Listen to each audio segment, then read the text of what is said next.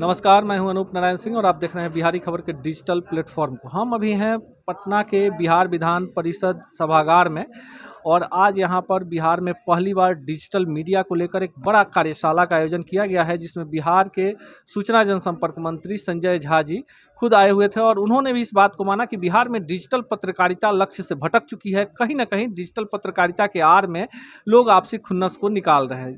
जिस तरह से डिजिटल पत्रकारिता ने लोगों को एक पहचान दी है, जिस तरह से हमारे चैनल को और अन्य चैनलों को लाखों करोड़ों व्यू मिला है, लेकिन कहीं ना कहीं विश्वसनीयता पर सवाल उठता है और एक पक्षीय खबरों को लेकर भी आज कई सारे सवाल उठाए गए। इस सेमिनार में बिहार विधान परिषद के सभापति अवधेश नारायण सिंह, साथ ही साथ भाजपा के राष्ट्रीय प्रवक्ता संजय मयूख, प्रेमचंद मिश्रा जो बिहार विधान परिषद के सदस्य हैं, web journalist association of India के राष्ट्रीय अध्यक्ष आनंद कौशल, ओम प्रकाश अस्क, ज्ञानेश्वर जी और कई सारे वरिष्ठ पत्रकारों ने शिरकत की। वेब जर्नलिज्म को लेकर लगातार जो चर्चा होती है उसमें एक विश्वसनीयता का प्रश्न उठता है कि किस तरह आप खबरों का चयन करेंगे और किस तरह की खबरों को चलाएंगे। बिहार में आए दिन वेब पत्रकारों के साथ मारपीट की घटनाएं होती हैं और लोग ये सवाल उठाते हैं कि वेब पत्रकारिता बिहार में कितना कारगर सिद्ध हो पाएगी। इसी सवाल को लेकर आज कई सारे अहम बिंदुओं पर चर्चा हुई, पत्रकारों के भाग्य भविष्य पर चर्चा हुई और हमने भी इस पूरी खबर को कवर किया। आप सुनिए सिलसिलेवार ढंग से कि वेब पत्रकारिता को लेकर किसने क्या कुछ कहा। आने वाले दिनों में बिहार में वेब पत्रकारिता किस दिशा में जाएगी, सरकार वेब पत्रकारिता को लेकर कितनी संवेदनशील है।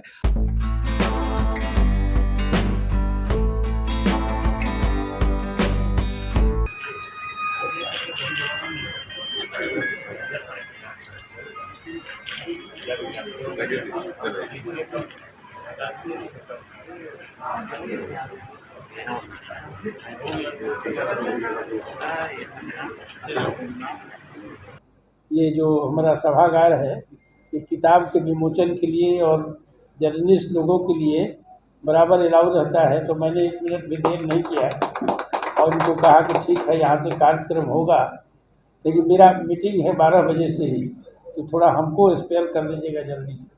इसलिए मैंने आग्रह किया कि जल्द से जल्द एक शुभकामना देने के लिए मैं यहाँ पर आया हूँ आप लोगों को, और आगे के लिए निमंत्रण भी दे रहा हूँ। जब कभी आपको ज़रूरत हो तो हम अपना सहयोग के लिए मैं तैयार हूँ।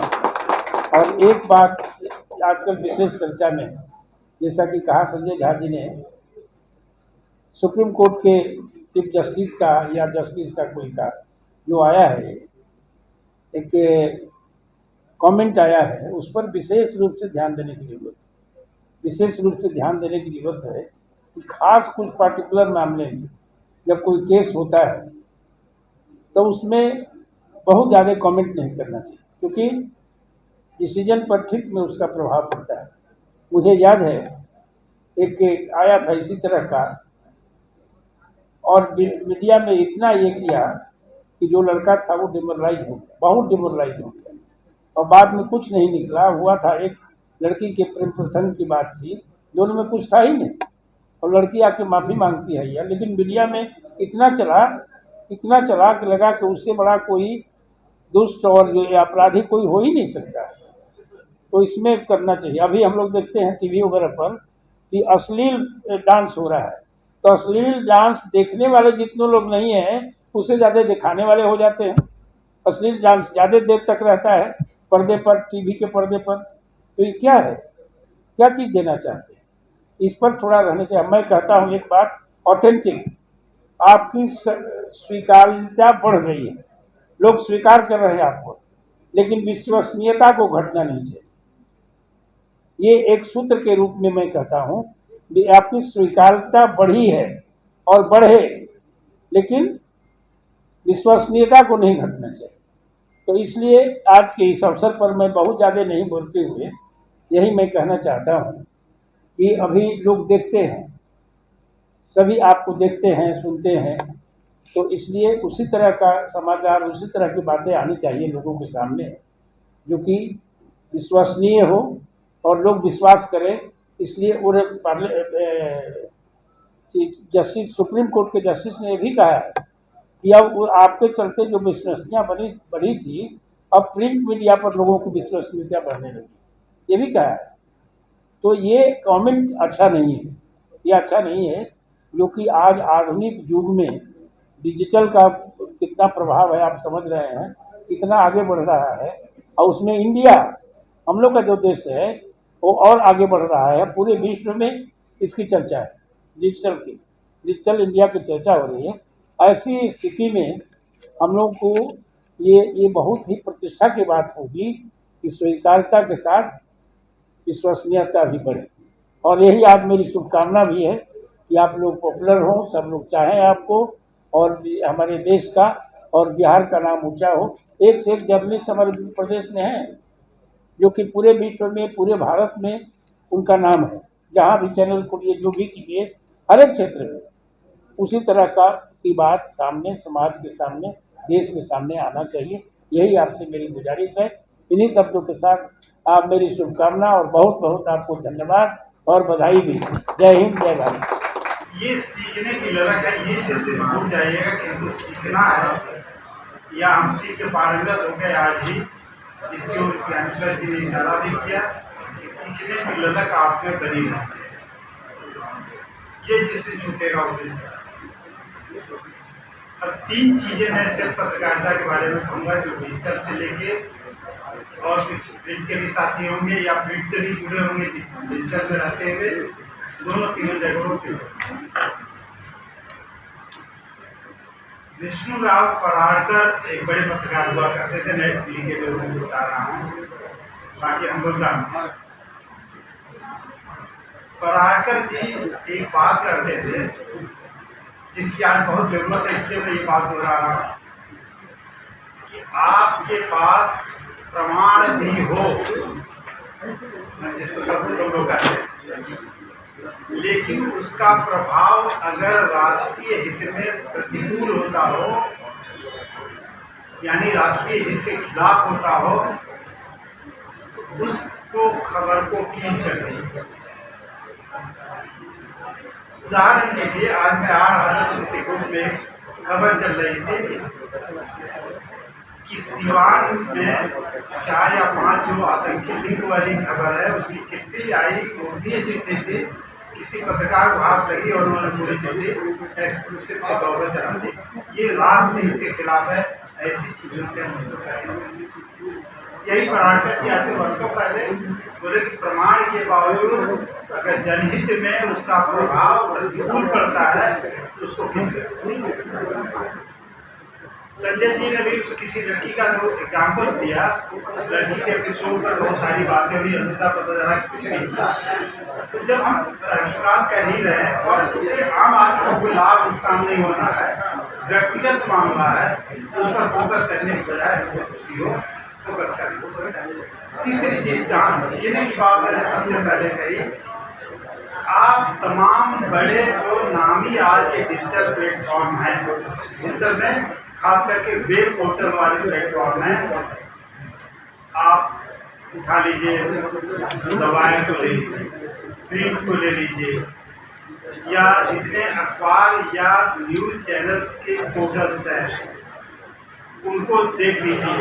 वो कितनी कैटेगरी बनाए हुए आते हैं। 1 बड़े 2 घायल लड़की भागा, उनके यहाँ ये खबर नहीं होती। उनके यहाँ खबर होती है ओपिनियन, पार्टी के बारे में भी, जैसे हम लोग रोज सरकार बनाते हैं, रोज बिगाड़ते हैं।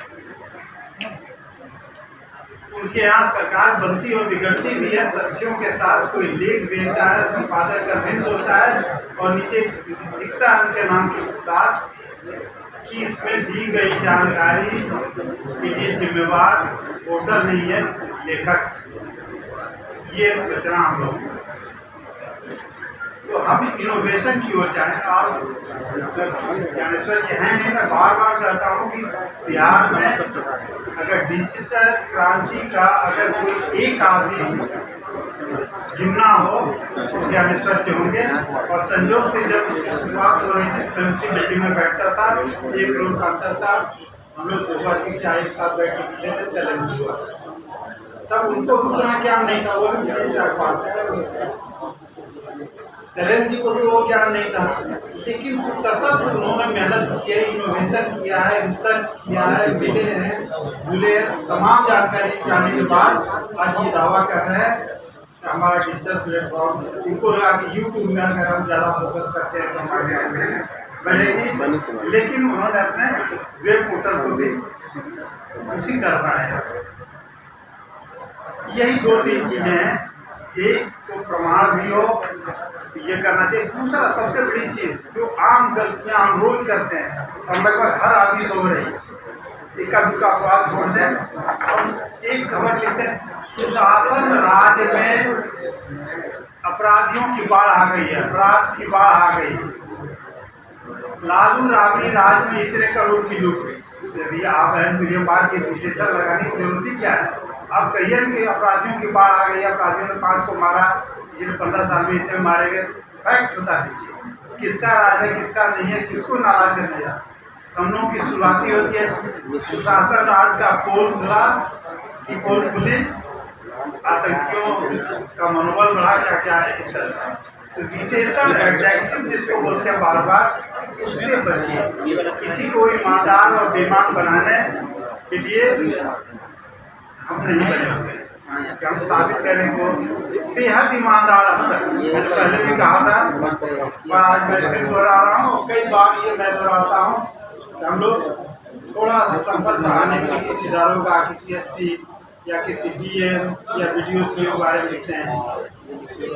अलाने ने बड़ी ईमानदारी से अपना कार्यकाल पूरा किया। भैया वो ईमानदारी के लिए बने, बेईमानी के लिए तनख्वाह लेने के लिए थोड़े बात हुआ है। वो ईमानदारी से काम करने के लिए दोनों का बहाल हुआ है, किसी की जान बचाने के लिए बहाल हुआ है। रवि भैया बच्चों की बात मान लीजिए ना, बच्चे आपसे अगला करने आते, उनके भाई आते। रवि भैया चलिए मैं बोल रहा था, इससे नहीं क्षमा मांगता हूँ कि जिनसे मैं चुप हुई हो। ये 2-3 चीजें ही मोटा मोटी मुझे कहनी थी। आप विशेषण से बचिए, खबरों के इनोवेशन पर जाइए कि हमारी कौन सी ऐसी खबर टिकाऊ रह सकती है। मैं आपको एक चीज बताऊँ, मैं एक कॉलम लिखता हूँ भोजपुरी में, मैं किसका प्रचार नहीं कर रहा हूँ, अपना प्रचार कर रहा हूँ। उस भोजपुरी के एक लेख के लिए जो व्यंग्य है एक तरह से हंसने हंसाने का, उसके लिए मुझे 3 दिन से 4 दिन तक और 10 से 15 वेबसाइट पर जाके सर्च करके फैक्ट्स जुटाने पड़ते हैं। तो अभी वही ज्ञानेश्वर जी बोल रहे थे, फैक्ट्स कहाँ मिलेगा? अखबार की फाइल गायब हो जाएगी, अखबार गल जाएगा, बिक जाएगा रद्दी में। हम उसी साइट पर जाते हैं, वैसे ही साइट खोलते हैं, 10 साल 15 साल पुराने साइट्स पर जाके वो आंकड़े जुटाते हैं, तब जाके वो चीज़ें वो एक अपनी लाल डायरी की कहानी सुनाते हैं, उनका एक एपिसोड है। वो डायरी वही फैक्ट वाली डायरी है। पहले के ज़माने में डायरी ही हुआ करते थे, अब डायरी, अब डायरी क्या है? डिजिटल डायरी है, जो हम जाते हैं सीधे सर्च करते हैं कि बिहार में ईडी ने अब तक कितने लोगों को गिरफ्तार किया, सर्च करके निकालेंगे, किसी न किसी पोर्टल को खबर मिलेगी। तो यही हमको काम करना है, हम अपना इनोवेशन, खबरों के स्टाइल को चेंज करें। और बाकी जो प्रेस रिलीज और बाकी खबरें हैं, सीधे कहिए भैया हम प्रचार कर रहे हैं, उसके लिए ये तो नहीं कहीं पैसा मांगने के प्रचार कर रहे हैं तो प्रचार को हिंदू हो। बाकी हम खबरों के एंगल को बदलें, खबरों की चीज़ों को पढ़ें, तथ्यात्मक चीज़ें खोजें, स्पॉट पर जाएं। पॉजिटिव चीज़ें भी इतनी अच्छी अच्छी हुई हैं, बिहार के लोग एक से, तो पहले भी कहता रहा हूँ, 1-2 बार के कार्यक्रमों में कहा है, इस बिहार की लड़कियां पायलट से सेना के जहाज उड़ा रही हैं, सेना में जा रही हैं, इंजीनियर बन रही हैं, राष्ट्रीय स्तर पर, विदेश के स्तर पर।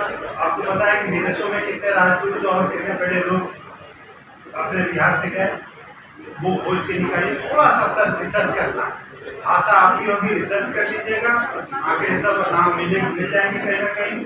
फेसबुक जब भी पढ़िए तो लाइक और कमेंट के लिए मत पढ़िए, उसमें देखिए कि आपके काम की चीज़ क्या हो सकती है, फिर उसको क्रॉस चेक कीजिए, और क्रॉस चेक करके चीज़ें निकालिए, उसको सिर्फ सूचना के लिए। और बाकी जो खबरों की बात है, FIR के बाद, केस हो जाने के बाद सूचनात्मक ढंग से खबरें देना भी हमारा, यानी सूचनात्मक खबरें, विवरण वाली खबरें और किसी के काम आने वाली खबरें।